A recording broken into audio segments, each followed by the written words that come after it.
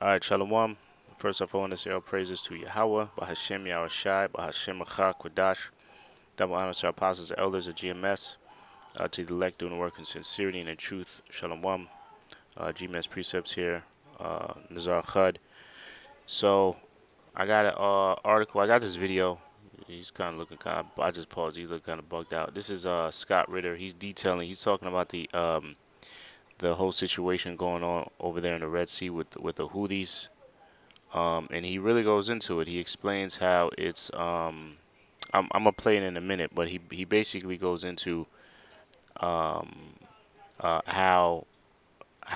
it's Israel that's really make it's Israel that's escalating the situation and making or forcing the hand of the U.S. to really get involved, right? So what scripture do I think of? I think of the scripture in Jeremiah when it says the weaker shall draw. Oh, I got it right here.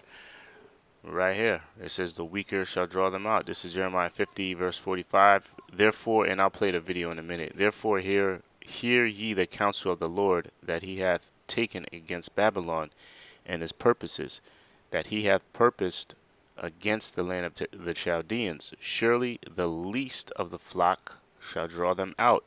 Surely he shall make their habitation desolate with them. So that least of the flock is speaking about Israel.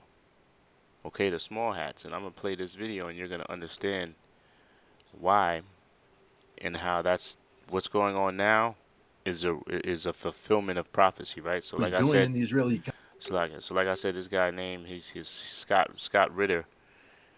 He goes into he has a lot of knowledge on the military. So I'm gonna go ahead and play this. Economy ain't happening right now, and billions of dollars. So, what Hezbollah is doing, what the Houthi are doing, the economic impact on this is destroying the Israeli economy, destroying it. And this is unsustainable for Israel. So, this alone is prompting the Israelis to say, we have to resolve this fight. Right, because what the Houthis are doing, they're forcing ships that pass through. Man, what's the article? Is it this one? Yeah, it is. So this is. I'll put this in the description as well. It's from MSNBC.com. It says U.S. See, this is it. U.S. weighs stepping up fight against Houthis as chaos drags on. So what they're doing is here. It is. This sentence right here. The Houthis attacks have has led to higher insurance costs and provoked fears of fresh inflationary pressure as ships take a longer and costlier route around the southern tip of Africa. So instead of them being able to go through this strip here, they have to go through. I wish I had a map. Here it is. The that little section in the Red Sea is called the Bab el Mandeb, and that's where the ships go through. And you can see this graph. This is the amount of ships that went through in June 2023, summer 23. This is December. In January, you see how. Oh shit!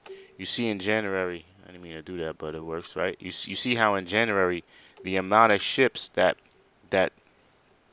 were able to pass through have been cut in half, pretty much.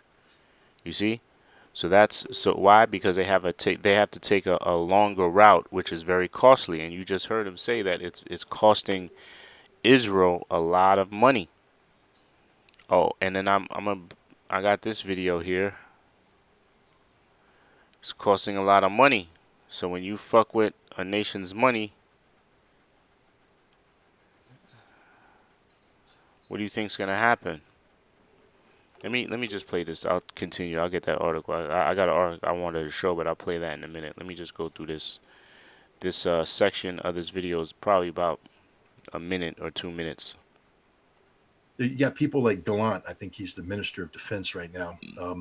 Excuse me. What a character, with his genocidal talk. But he's talking about we're going to take it to them. Gallant knows, though, and so does the Israeli Defense Force, that if Israel were to open up a second front against Hezbollah, that Hezbollah will take Galilee, that northern Israel will fall. Because Hezbollah's got. See, so this is also another part of prophecy when it says their steps shall be straightened. See, all this that they're doing is trying to complete their NWO plans, but their steps to getting there is getting more and more difficult, showing you they're not in 100% control. It's the Most High. He ruleth in the kingdom of men. The Most High rules everything. So don't think for a second that Esau is in 100% control in everything, right? The scriptures say it. It says his steps shall be straightened. So he might have a plan, but it's going to be according to what the Most High wants to get done. 80,000 guys. Many of them, most of them perhaps, are combat hardened. That means they've been fighting in that, the Syrian conflict. These guys know war. They're very well trained, very well equipped, very well motivated, and they have a plan. If you think the Hamas plan that was executed on October 7th was innovative, you haven't seen anything yet. Hezbollah has a plan to take northern Israel, and they will take northern Israel, and there's nothing Israel can do to stop it, which is a nightmare.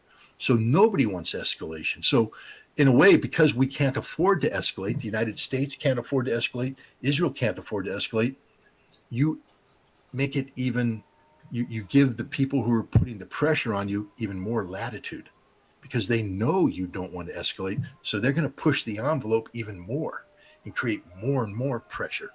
And that's what's happening right now. See, the Most High is giving these other nations, right, these smaller nations, more and more power. Isaiah, what was that? The Isaiah the 14th chapter. Let the weak say I'm strong.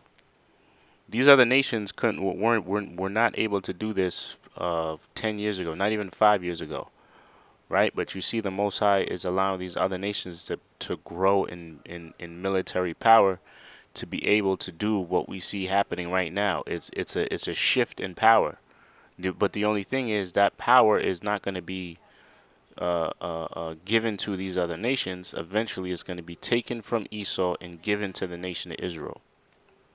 This is the untold aspect of this war, but it's this aspect that's probably going to promote the collapse of Israel more so than just Hamas Oh defeating yeah, Israel in Gaza. yeah. I think that was the section I wanted to. Like I said, I didn't even watch this whole video. I watched this whole thing is 26 minutes, but I had to pause it because that was a very important tidbit right there, and it shows you that America is pretty much, they're going to be forced into even though they don't want to, they're going to be forced into aiding Israel in this whole battle, right?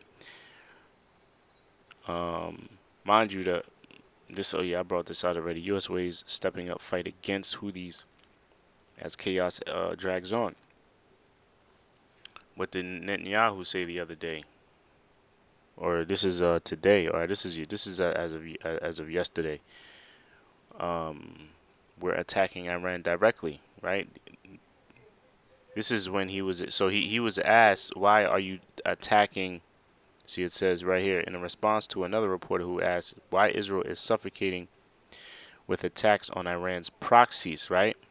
Meaning groups that are fighting for Iran rather than attacking Iran directly. To which he responded, who says we aren't attacking? We Iran. We are attacking Iran, right? Right. So this is eventually is gonna. So they're saying they're indirectly attacking Iran. Is he saying by us attacking Iran indirectly, they're still attacking Iran directly? But there will come a time when Israel will attack Iran directly. Excuse me. Right, because the scripture says, and then who's gonna get involved? America. Right, Jeremiah 50:45. It says the weaker shall draw them out. Right, it's another article here. We're attacking Iran directly, and this is another. Wow, I didn't even want to bring this out, but I might as well. The federal debt tops 34 trillion. This is as of today. And some in Congress want a commission to find ways to attack it. Ain't no way to attack it. You see, so this is it's only 18 days into the month of January, and it's already becoming a very hot. It's cold outside, but it's becoming it's getting hot. You see, these prophecies are just rolling out, man. Right? So that's why we have to you know we have to buckle down and try to keep track of all this because it's hard. Sometimes I might get a little upset with myself because of time, but it's important that we stay in gear, right? Because we're at the end of the race, and at the end of the race, what do? You sprint. It's time to sprint. You see? All right. So like I said, I'll leave these articles in the description box. Lord, one of you brothers and sisters were edified. Until next show, shalom.